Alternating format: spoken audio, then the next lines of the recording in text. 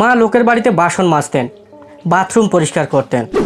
পয়সার অভাবে ডাস্টবিন থেকে খাবার কুড়িয়ে খেতে হতো মেয়েটাকে।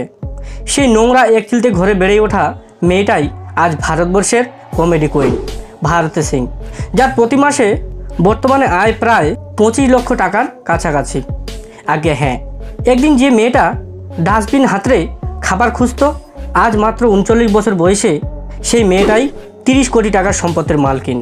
আজ ভারতী সিং পর্দায় এলে 8 থেকে 80 সবার মুখে চওড়া হাসি ফুটে ওঠে। কিন্তু এই ভারতী সিংয়ের জীবন কাহিনী এতটাও বেদনাদায়ক যে এই ভিডিওটা দেখতে দেখতে আপনার চোখেও ইমোশনাল হয়ে ভিজে উঠতে পারে।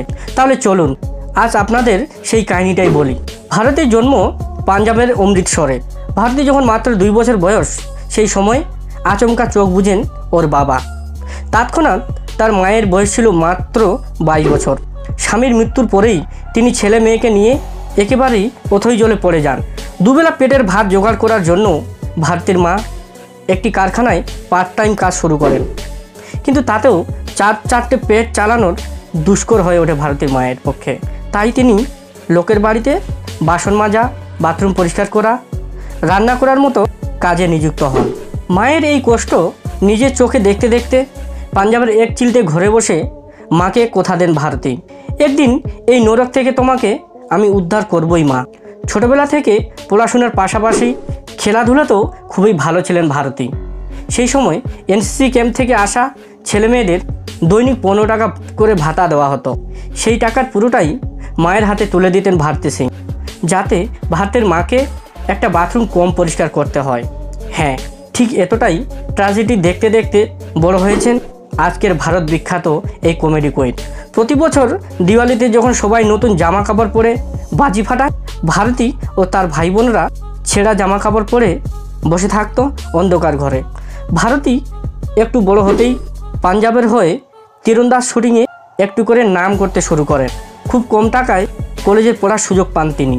এনসিসি ক্যাম্পের দৌলতে থিয়েটারের সঙ্গে পরিচয় ঘটে ভারতীর। ঠিক সেই সময় ভারতী খবর পান স্টার চ্যানেলে একটি শো আসতে চলেছে, the great Indian laughter challenge, যেখানে শিল্পীদের মূল কাজ হবে মানুষদেরকে হাসানো। ছোটবেলা থেকে গরিব হওয়ার কারণে অনেক লোক হেসেছিল ভারতীর ওপরে। তাই ভারতী চেষ্টা করলো তাদের এই হাসিটাকেই নিজের উপরে ওঠার সিঁড়ি বানিয়ে নেওয়ার জন্য। দ্য গ্রেট ইন্ডিয়ান লাফটার নামক শোতে ভারতবর্ষের তাবর তাবর কমেডিয়ানদের পেছনে ফেলে দ্বিতীয় স্থান অধিকার করেন ভারতী সিং। ব্যাস, ভাগ্যের চাকা ঘোরার ওই শুরু। এরপর দ্য কপিল শর্মা শো, ঝলক দিখলা যা, নাচ বালিয়ে, এগুলোর মতো একটার পর একটা জনপ্রিয় রিয়েলিটি শো সঞ্চালনা করেই নিজের কমেডি প্রতিভার মাধ্যমে ভারতবাসীর মনে জায়গা করে নেন ভারতী সিং। বলিউডে বিখ্যাত হতে আসা বেশিরভাগ মানুষই যেখানে পেটাই চেহারার পিছনে দৌড়ে প্রতিভার কথা ভুলে যান, সেখানে ভারতী সিং নিজের ভারী চেহারা নিয়ে কটাক্ষ কথা শুনেও পিছিয়ে যাননি, বরং নিজের প্রতিভার জোরে চুপ করিয়ে দিয়েছেন সবাইকে। আজ ভারতী সিং সত্যি সত্যি মাকে ওই এক চিলতে ঘর থেকে মুম্বাই শহরে একটা বিলাসবহুল ফ্ল্যাটে এনে রেখেছেন। ভারতী আজ নিজেও একজন মা, স্বামী সন্তানকে নিয়ে সুখে দিন কাটাচ্ছেন ভারতবর্ষের এই কমেডি কুইন। ভারতের উত্থানের এই গল্পটা কোনো সিনেমার গল্পের থেকেও কম নয়।